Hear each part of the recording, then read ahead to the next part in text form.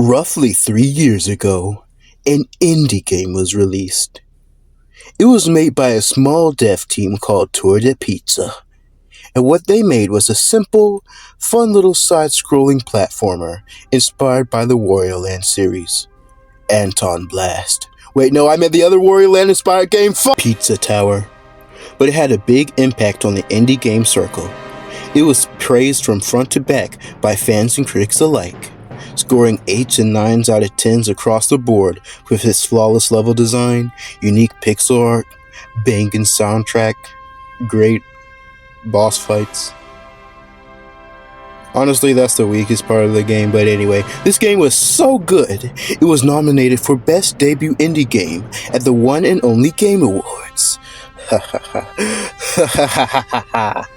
But it doesn't stop there, my friend. It was nominated for 6 awards in total, and Pizza Tower won all of them. Actually, it only won 1 award, which isn't even listed on its Wikipedia page. I'm going to kill myself. When it comes to awards, especially ones for broad topics like video games, it can sometimes feel like some nominees were a bit cheated.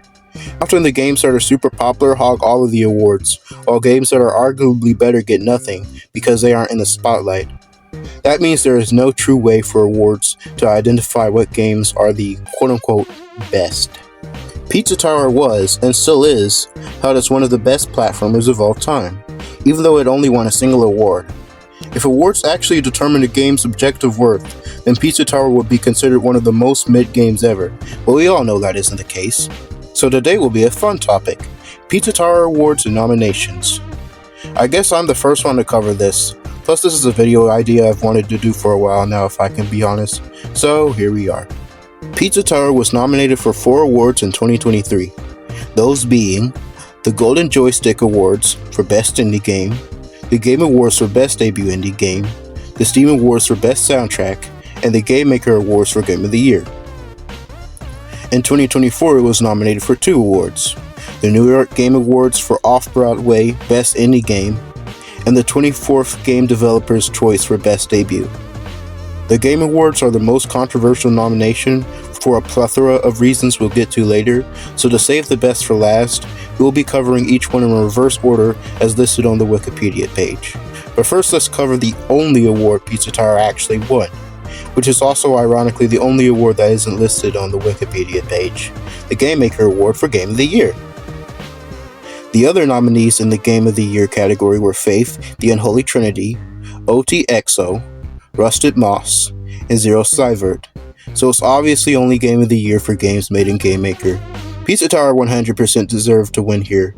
You could say that the other games deserved it, but Pizza Tower was influential to Game Maker games as a whole in ways the other games simply weren't in my opinion.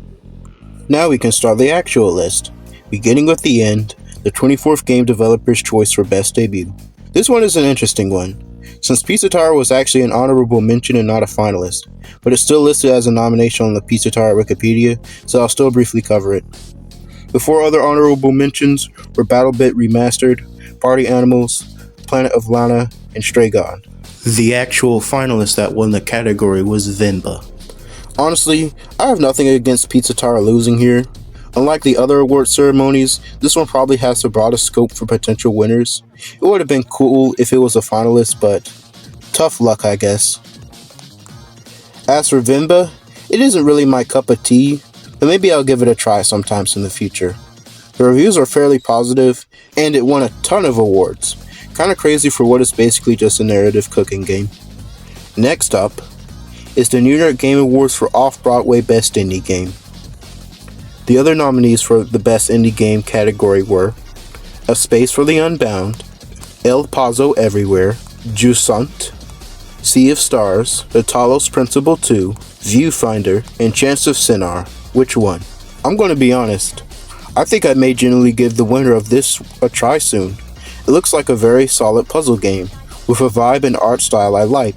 It's not what I voted for, but if I played it back in 2024, I might have actually voted for it instead. For the first time on this list, I feel like the game that won actually deserved it. The Steam Awards is a special one, because all of the nominees, finalists, and winners are chosen entirely by the Steam community, not judges, unlike another award ceremony. And the other finalists for the Best Soundtrack category were Persona 5 Tactica, Hi-Fi Rush, The Last of Us Part 1, and Chance to Sinner. I still remember when Pizza Tower being a finalist was announced. Everyone in the fanbase was so hyped after the disappointment that was the Game Awards. We just knew Pizza Tower had to win. Well, everyone cast their vote, and we still lost anyway, to Hi-Fi Rush this time. I only listened to the first few songs of the soundtrack, but yeah, the soundtrack is actually super freaking good. I'll definitely be checking out the rest of the game and its OST in the future, and I think this is another well-deserved win. And the fact that Pizza Tower made it so far here is amazing in its own right. Now it's down to our final two. If the Game Awards are the Bowser of Pizza Tower nominations, you could say the Golden Joystick Award for Best Indie Game is Bowser Jr. Both also share some of the same nominees for this category, those being Cocoon, Viewfinder, and Dredge. Dave the Diver and Sea of Stars were also nominees, with Sea of Stars eventually winning.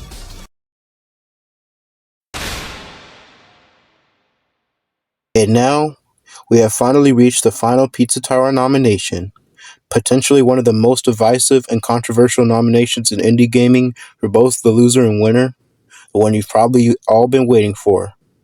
The Game Awards Award for Best Debut Indie Game.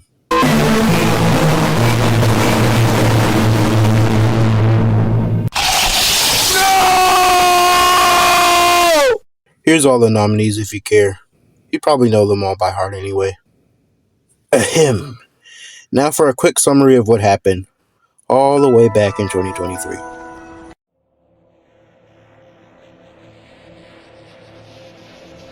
Pizza Tower fans were ready for their favorite game to win something at the Game Awards. Even people who weren't Pizza Tower fans knew that the game was good and iconic enough to deserve some sort of win. There was small talk for months that Pizza Tower could get nominated for Game of the Year, that its Pizza Time would be played by a live orchestra, that Pizza Tower would finally get the recognition it deserved, and then finally the day came where the nominees were announced. Well, maybe our expectations were a bit too high, but being nominated for Best Debut Indie Game was still kinda crazy to think about. Fans rallied for everyone to vote for Pizza Tower, like we had to anyway. There was no way Pizza Tower could lose to these other nothing burger indie games. And then the day came. Here, Mark. Of course, the team behind Pizza Tower's here too. Everything seemed to be going perfectly. The devs of Pizza Tower were at their awards ceremony, and even better, they got recognized right in front of everyone. Even the Game Awards knew that Tour de Pizza was special.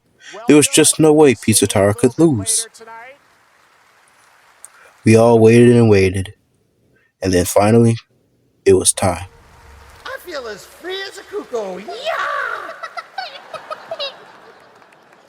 All right, the great Gonzo. Thank you, Gonzo. And now to the task at hand. The Game Award goes to Cocoon.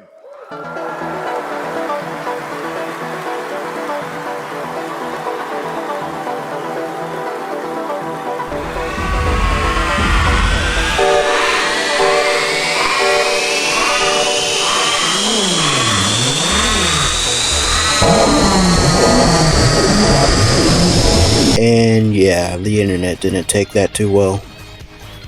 Okay, first off, I need to clarify 3 things about the voting in Cocoon itself. 1. The votes were rigged. I'm not really sure if people still think that now, but back when Cocoon won, everyone was saying the votes were rigged, which isn't true at all, but at the same time it is. Just like the Golden Joystick Awards, judges' votes count for 90% and public voters 10%. Do you know what that means? Do you? You obviously don't, because that means even if everyone voted for Pizza Tower, it would only affect the outcome by not even a fifth. Your vote means f***ing nothing. So yeah, the votes were rigged in a way, but maybe you guys should have done some research before voting in a competition where the winners are predetermined by judges anyway. 2. Cocoon isn't even a debut indie game. Basically, the main argument for this is that Cocoon isn't actually a debut indie game, because even though it was Geometric Interactive's first game, it was co-founded by former Limbo and Inside devs, so it's not an actual debut. I get where this is coming from, and if I had to choose an answer, I probably would say it isn't a quote-unquote true debut indie game, but technically, it still is because it was the studio's first title. It's a hard pill to swallow, but that's just the way it works. 3. What the fuck even is a Cocoon? It's a puzzle game. A really good puzzle game at that. And it looks absolutely beautiful. Reminds me of Monument Valley. It was very well received by players and critics. But the fact that it released on September 29th that year, 3 months or 70 days before the Game Awards, means there probably was a good amount of people who hadn't heard of it or just got a chance to even play it. And the fact that it won the category fueled Pizza Tower fans' anger even more. A game that released at the start of the year, getting beat by a game that released at the end? That also came out of nowhere with devs that worked on 2 other games. There was still no reason to threaten people's lives over this. Just don't. Pizza Tower's award loss after loss hurts for a lot of reasons because of what it did to Pizza Tower's reputation and fanbase. The fact that fans sent death threats to the Cocoon devs. The fact that we'll probably never see McPig or Sertif's face in public ever again. Or get to hear their voice. The fact that the Pizza Tower award losses are what turned the fanbase more pessimistic. All of these facts make me genuinely sad. And a bit hopeless for the future of Pizza Tower, since there will always be permanent stains of emptiness and lost potential. But you don't need awards to enjoy your favorite games. As long as they make you happy, it can be the best in your heart. Not only that, I'd say that Pizza Tower got the last laugh at Cocoon, because Cocoon still stayed relatively niche while Pizza Tower grew in popularity. And don't forget all the amazing fan content this fanbase has cooked out. This fanbase has improved immensely. Even though it can still be a bit toxic or creatively bankrupt at times, I'm just glad that this fanbase has finally moved on from its past. I'm not trying to dog on Cocoon. I'm just saying, even though Cocoon won dozens of awards for 1 year, Pizza Tower won a single humble award. But even better, won over thousands of hearts for years to come.